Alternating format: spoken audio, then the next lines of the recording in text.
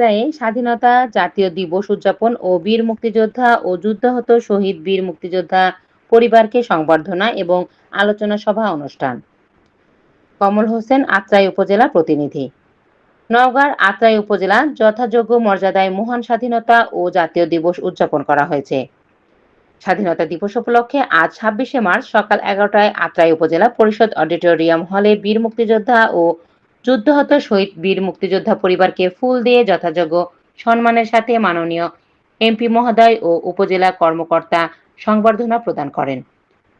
উক্ত অনুষ্ঠানে সভাপতিত্ব করেন আত্রাই নির্বাহী অফিসার শেখ আলাউল ইসলাম। প্রধান অতিথি হিসেবে উপস্থিত ছিলেন নওগাঁ ৬ আত্রাই রানীনগর মাননীয় সংসদ সদস্য এস.এম. রেজাউল ইসলাম রেজু। তিনি বলেন, এই দিনটি আমাদের পরাধীনতার শৃঙ্খল ভেঙে মাথা উঁচু করে বাঁচার অনুপ্রেরণা দেয় এবং শহীদদের প্রতি শ্রদ্ধা জানিয়ে সোনার বাংলা গড়ার অঙ্গীকার করার দিন। মুক্তিযুদ্ধ ছাড়া স্বাধীন বাংলাদেশের অস্তিত্ব নেই, আর মুক্তিযোদ্ধার সাথে কোনো আন্দোলনকে তুলনা করা অসম্ভব। সভায় আরও বক্তব্য রাখেন আত্রাই উপজেলা নির্বাহী অফিসার শেখ আলাউল ইসলাম।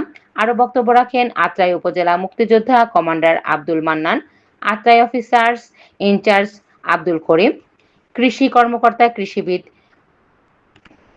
প্রসেনজিৎ তালুকদার, আত্রাই বিএনপির সিনিয়র সহ-সভাপতি আব্দুল জলিল চকলেট, বিএনপির সাধারণ সম্পাদক তসলিম উদ্দিন ও বিএনপির অঙ্গ সংগঠনের নেতাকর্মীরা, গণমাধ্যমকারী সহ আমন্ত্রিত অতিথিরা উপস্থিত ছিলেন। সভা শেষে সকল মুক্তিযোদ্ধাদের উন্নত খাবার ও ছাতা প্রদান করা হয়।